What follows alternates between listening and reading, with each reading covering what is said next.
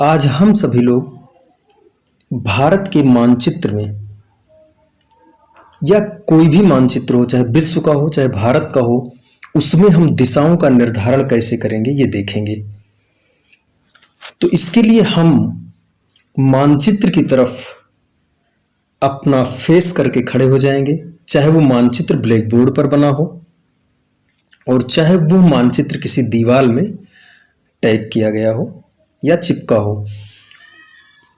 तो हम मानचित्र की तरफ अपना फेस करके खड़े हो जाएंगे और फिर मेरा जो दाहिना हाथ होगा, अपना दाहिना हाथ हम सीधा करेंगे।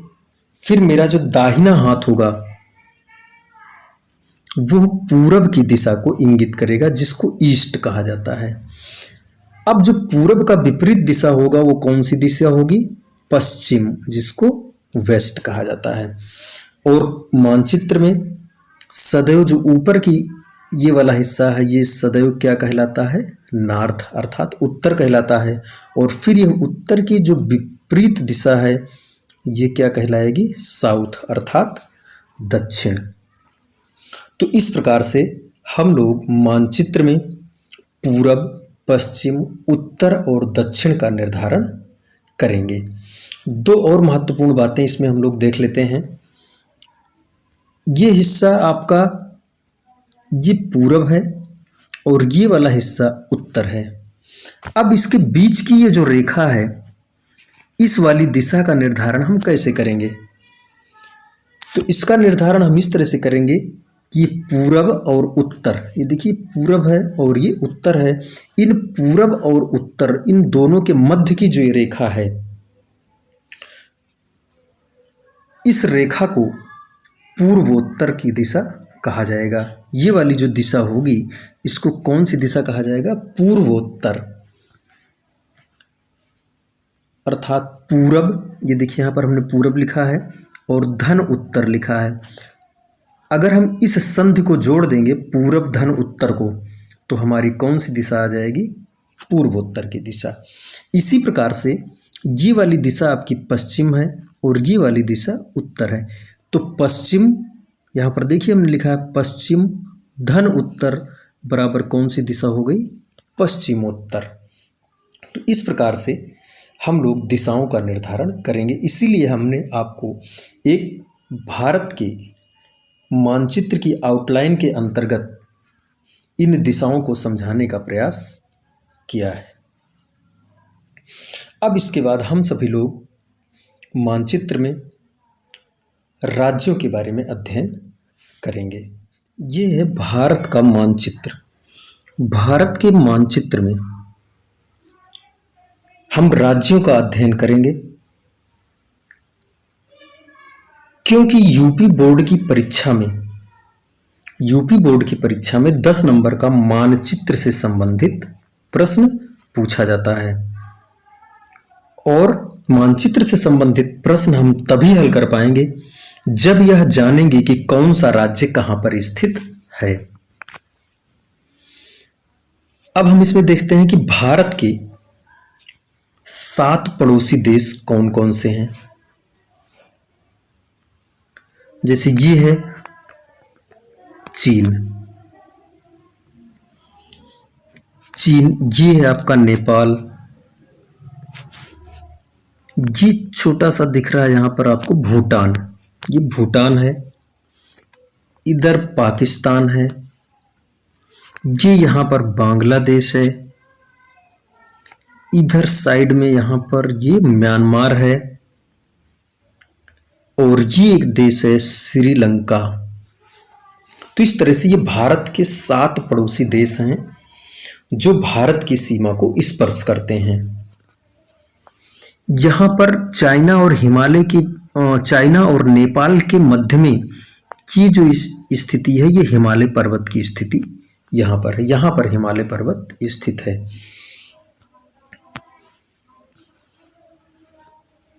ये वाला हिस्सा आपका देखिए, यहां पर ये अरब सागर है, ये इधर आपका बंगाल की खाड़ी है और ये भारत के दक्षिण का जो हिस्सा है यहां पर हिंद महासागर स्थित है।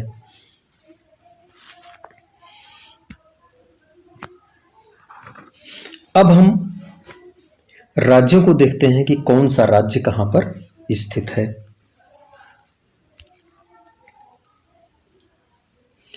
तो सबसे पहले यहां पर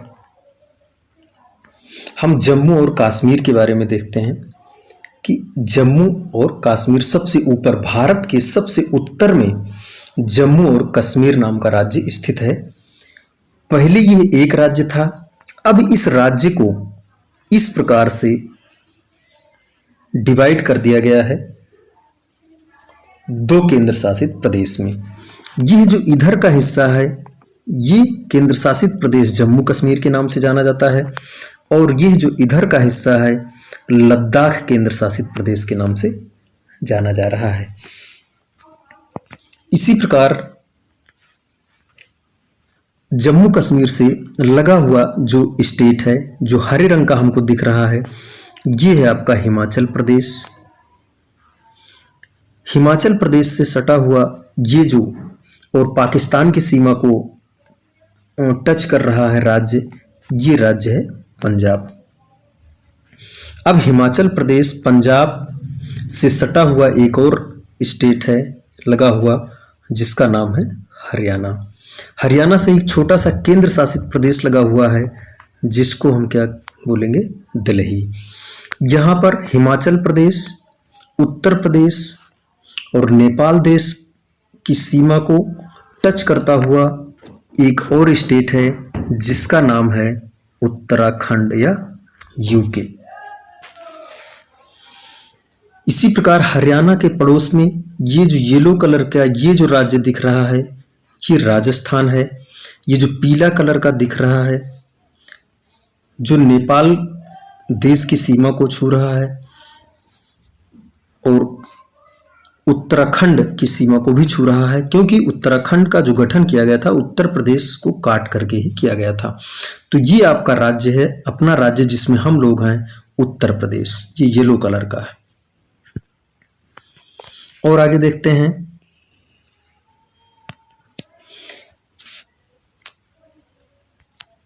इधर ये देखिए, ये अरब सागर की सीमा को हमने बताया था पहले कि यहां पर इस स्थान पर जो है अरब सागर है। तो अरब सागर के तट पर स्थित है आपका गुजरात नाम का राज्य, और गुजरात की सीमा को ये टच कर रहा है आपका ये राज्य है मध्य प्रदेश।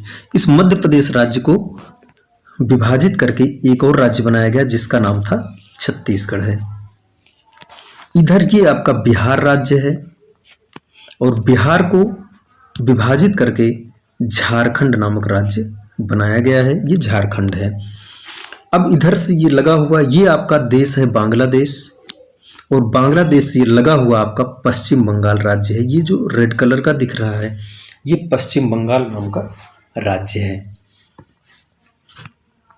अब हम पूर्वोत्तर में चलते हैं। जैसा कि आपको हमने दिशाओं के बारे में भी बता दिया है कि ये राज्य, ये वाला जो राज्य है, ये वाले हिस्से ये पूर्वोत्तर राज्यों के नाम से प्रसिद्ध हैं। पूर्वोत्तर राज्यों के नाम से प्रसिद्ध हैं। आप देखिए यहाँ पर ये वाला हिस्सा जो है ये अरुणाचल प्रदेश, जो हरे रंग का दिख रहा है, ये हरे रंग का राज्य दिख रहा है, ये अरुणाचल प्रदेश है। और ये मध्य में जो बैगनी रंग का दिख रहा है ये आसाम है। आसाम से ये लगा हुआ जो राज्य है वो है मेघालय, और यहां पर ये साइड में दिख रहा है नागालैंड।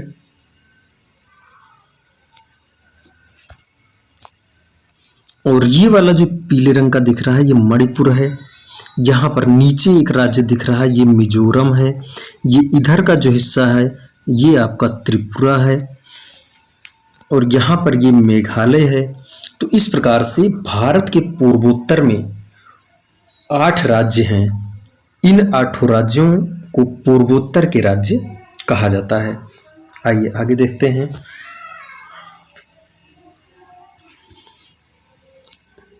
अब हम लोग गुजरात देख लिए थे, मध्य प्रदेश, छत्तीसगढ़, ये झारखंड, पश्चिम बंगाल तक। ये जो राज्य है ये उड़ीसा है।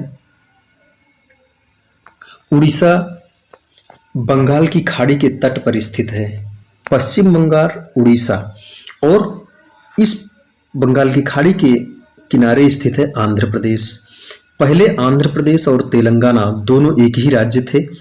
बाद में तेलंगाना को एक अलग राज्य का दर्जा दे दिया गया। तो इस तरह से ये राज्य आपका तेलंगाना हो गया और ये वाला जो राज्य है आंध्र प्रदेश है। तो यहाँ पर एक बहुत ही महत्वपूर्ण बात हम लोग समझ लेते हैं। ये जो बंगाल की खाड़ी है, बंगाल की खाड़ी से चक्रवात बहुत उठते हैं और ये जो चक्रवात उठते हैं, इन चक्रवातों के जो चलने की दिशा होती है वो इस तरह से होती है, वो इधर को चलते हैं।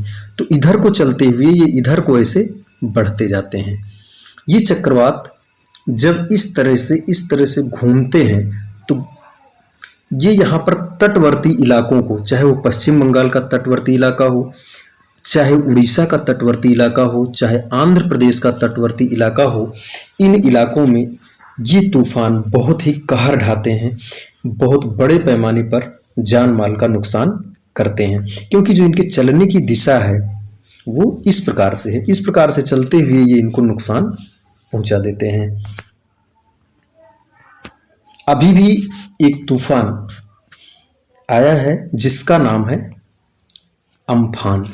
इस अम्फान नाम के तूफान ने उड़ीसा और पश्चिम बंगाल में काफ़ी कहर ढाया है। खास करके पश्चिम बंगाल में इसने काफ़ी नुकसान पहुंचाया है इस चक्रवात ने। तो इस प्रकार से यदि हम इस चक्रवात का विश्लेषण करें तो ये जो चक्रवात है ये अरब सागर में भी आता होगा, लेकिन इसके चलने की दिशा जैसा कि हमने बताया कि वो इधर को होती है। तो ये इधर को चलता हुआ समुद्र इन राज्यों से दूर हटता जाता है। इसलिए कभी महाराष्ट्र, गुजरात, कर्नाटक इन राज्यों में हम लोग ये देखते हैं कि किसी भी प्रकार के तूफान से नुकसान की जानकारी नहीं प्राप्त होती है और नहीं होता है। अब आइए देखते हैं और राज्यों के बारे में।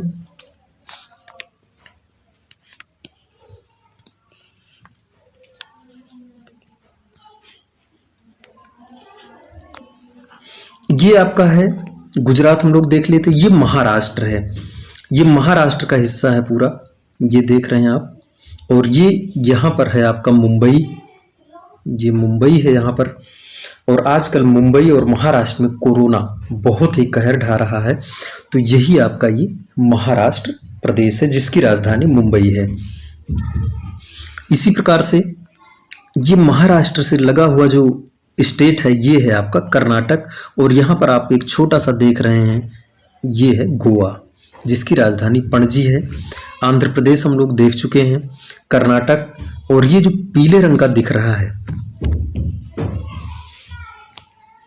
ये आपका है तमिलनाडु। ये वाला हिस्सा तमिलनाडु है और जिसकी राजधानी चेन्नई है। इसी प्रकार से आप देखिए जो हरे रंग का दिख रहा है ये वाला हिस्सा, जिसको हमने ये कर दिया गुलाबी कलर से कर दिया, ये वाला राज्य है आपका केरल। क्या नाम है इसका? केरल राज्य, जहां पर भारत में सबसे पहले कोरोना का मरीज पाया गया।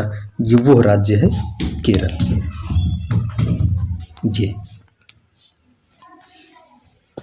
तो इस प्रकार से हम सभी लोग राज्यों के बारे में देख लिया। अब एक महत्वपूर्ण बात यहाँ पर और देख लेते हैं, वो ये देखिए हम लोगों को दिख रहा है यहाँ पर एक रेखा। ये एक रेखा दिख रही है, देख रहे हैं ये रेखा, ये भारत को मध्य से विभाजित कर रही है और यह एक अंतरराष्ट्रीय रेखा है। ये कौन सी रेखा है इसको जानते हैं? इसको बोलते हैं 23.5 अंश, 23.5 अंश अक्षांश की कर्क रेखा। 23.5 अंश अक्षांश की कर्क रेखा बोलते हैं। और यह रेखा भारत को मध्य से विभाजित करती है और भारत के 8 राज्यों से होकर के यह रेखा जाती है। अब उन राज्यों को हम लोग देखते हैं वो कौन कौन से राज्य हैं जिन राज्यों से यह रेखा जाती है। उसकी नंबरिंग हम लोग करते चलते हैं। सबसे पहला राज्य है वो है गुजरात, इस पे हमने 1 लिख दिया, एक राज्य से गुजरी। दूसरा देखिए आप, ये राजस्थान के हिस्से से भी जा रही है, तो ये दूसरा राज्य जिसको ये टच करते हुए जा रही है वो है राजस्थान। तीसरा राज्य आपका है मध्य प्रदेश। चौथा राज्य आप देखो, ये रेखा जो जा रही है छत्तीसगढ़ से भी जा रही है, 4 हो गया।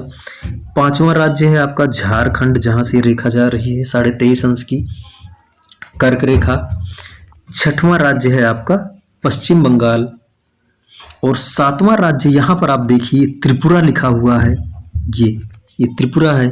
और फिर त्रिपुरा के पड़ोस में एक और राज्य है जिसका नाम है आपका मिजोरम। आठवां राज्य है आपका मिजोरम, जहां से यह कर्क रेखा जा रही है। तो इस प्रकार से भारत को मध्य से यह रेखा विभाजित करती है। तो सभी छात्र मानचित्र के इस वीडियो को बार बार देखें एवं सुने तथा अपनी सामाजिक विज्ञान की कॉपी पर इसे बनाएं और उसमें राज्य को लिखें, कौन सा राज्य कहां पर है। ऐसा करने से सभी छात्रों की कला भी तैयार होगी तथा उनका सामाजिक विज्ञान का ज्ञान भी बढ़ेगा। और जो मानचित्र से संबंधित 10 प्रश्न पूछे जाएंगे वह उनके यूपी बोर्ड की परीक्षा में कभी भी गलत नहीं होंगे। इसलिए सभी छात्रों को ये चाहिए कि इस मानचित्र को बार बार अपनी सामाजिक विज्ञान की कॉपी पर बनाने का अभ्यास करें और उसमें राज्यों को भी लिखते चलें। आउटलाइन में अगर ये राज्य आपको इस तरह से नहीं बन पा रहे हैं, देखिए जैसे ये राज्य है तो आपको इस तरह से आउटलाइन नहीं बनानी है, ना बनाइए, लेकिन एक मानचित्र में ये तो आप लिखिए कि यहाँ पर मध्य प्रदेश है, यहाँ पर राजस्थान है। इस तरह से एक आउटलाइन, सादी आउटलाइन भी बना करके उस पर इन राज्यों को, यहाँ पर गुजरात है। तो बार बार जब आप इसको लिखने का अभ्यास करेंगे तो आपको इस बात की जानकारी हो जाएगी कि यहाँ पर गुजरात है, यहाँ पर राजस्थान है, यहाँ पर उड़ीसा है, यहाँ पर पश्चिम बंगाल है, कौन सा राज्य समुद्र के किनारे है, कौन सा राज्य बंगाल की खाड़ी में है, खाड़ी के किनारे है। और दिशाओं के बारे में भी आपको हमने बताया कि जैसे दिशाएं हैं तो ये महाराष्ट्र है, इस महाराष्ट्र में अगर दिशाओं का ज्ञान हमको करना है तो हमको इस वाले हिस्से को हम क्या कहेंगे, उत्तरी महाराष्ट्र, इस वाले हिस्से को हम क्या कहेंगे, दक्षिणी महाराष्ट्र, और इस वाले हिस्से को हम पूर्वी महाराष्ट्र कहेंगे और इस वाले हिस्से को हम पश्चिमी महाराष्ट्र। क्योंकि अभी हम लोगों को जब अगला वीडियो पढ़ेंगे जिसमें हम मृदा के बारे में बताएंगे कि भारत में कौन सी मृदा किस राज्य में पाई जाती है, किस राज्य के उत्तरी हिस्से में कौन सी मृदा पाई जाती है, उसके दक्षिणी हिस्से में कौन सी मृदा पाई जाती है, तो इसको पढ़ने में आपको इससे आसानी होगी। इसलिए आप सभी लोग इस मानचित्र का अध्ययन बना करके और पेंसिल से उसमें बार बार राज्यों को लिखें, मानचित्र बनाएं, ताकि आपकी कला भी तैयार हो और आपका सामाजिक विज्ञान भी तैयार हो। धन्यवाद।